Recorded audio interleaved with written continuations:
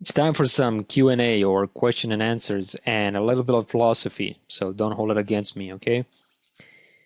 The kind of general question that I get asked or I see people ask is how can I become good at dodging and burning? Now, it is pretty of a bit of a general question, but I will try to give you a sort of an answer, the kind of general answer that you might expect from a general question like this. And the first thing I want to say about it is that if you rephrase your question enough times, eventually you will find an answer. In other words, the more specific the question, the more specific the answer. So if you're trying to become good at dodging and burning, retouching, simulating another style, whatever you're trying to do, try to ask the more specific question you can. Now, as far as this goes, well, I think it's a two-step process. One, you surround yourself and you find people who are good at it. You consume material about it, and basically you make sure that the information you're consuming is regarding the thing you want to become good at.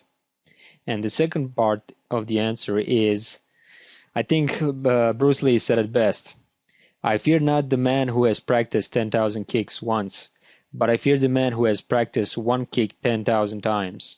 In other words, a black belt is the white belt that never gave up. Just practice. The more you practice, the chances are you're going to become better at it. And if you don't, then this is not for you. But in general terms, the more you practice, the better you become. It's an age-old fact, so just try to practice as much as you can. But don't practice blindly. Try to learn as much as you can about whatever it is you're going to be practicing. And also the second is more specific question, but still quite general. How will I know when to dodge and burn and what to dodge and burn?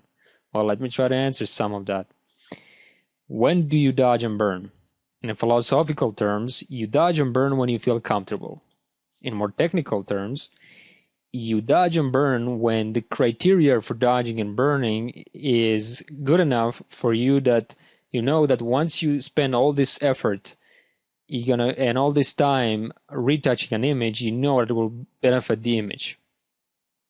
If the criteria is not there, and in some of the previous videos I mentioned what the criteria is, if that criteria is not there, then it's not worth it and skip it. Do some other type of retouching or don't work on it at all. But if you have all the criteria met, or at least majority of it, and you still feel that like spending time retouching and all this effort is worth it, then do it. That's when you dodge and burn.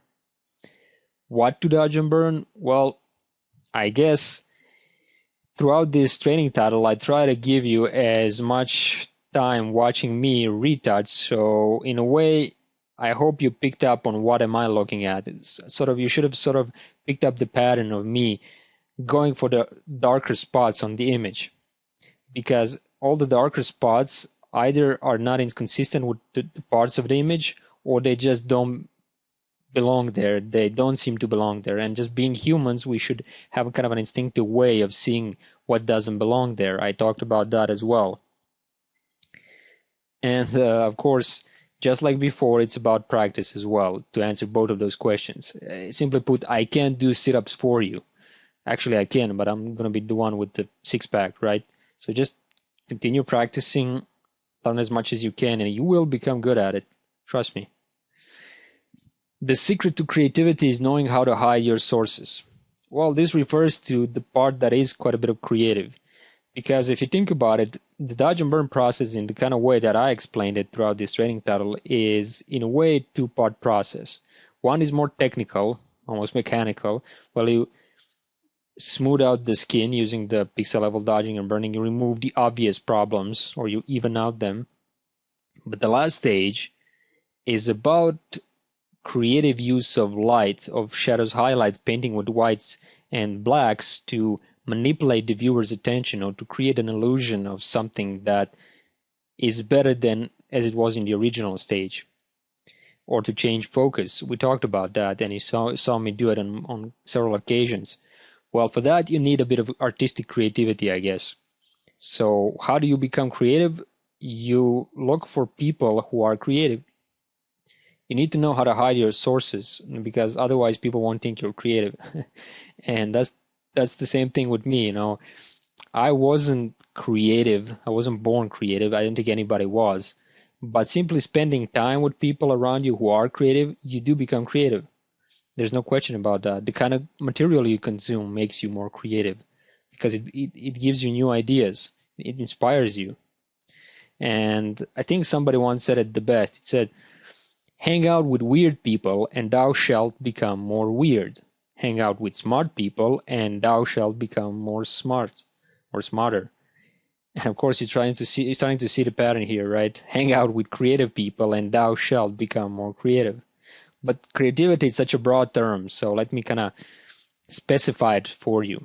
If you want to become good or more creative at dodging and burning in fashion or maybe in glamour or some other genre of photography, then you hang out with people who are already there, or at least good enough that you get inspired.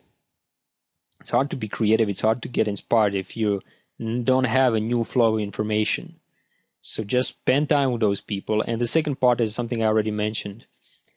The kind of information you consume will affect how good you are, or what type of thought is common to you in a way. So for instance, if you're watching this DVD, if you're watching other types of DVD like it, if you're reading about it, if you're spending time on forums, if you're spending time talking to other people about dodging and burning, let's say in fashion, if you do all that, you will see a progress very, very quickly. Much quicker than trying to do it the other ways. And of course, at least 10,000 strokes later, you will become good. So try to practice as much as you can as well. And I think this concludes my philosophy and Q&A part here. Hopefully, you didn't find it too weird. And hopefully it will help you see what I'm talking about in a new way. Or at least remind you of something you really know it's true.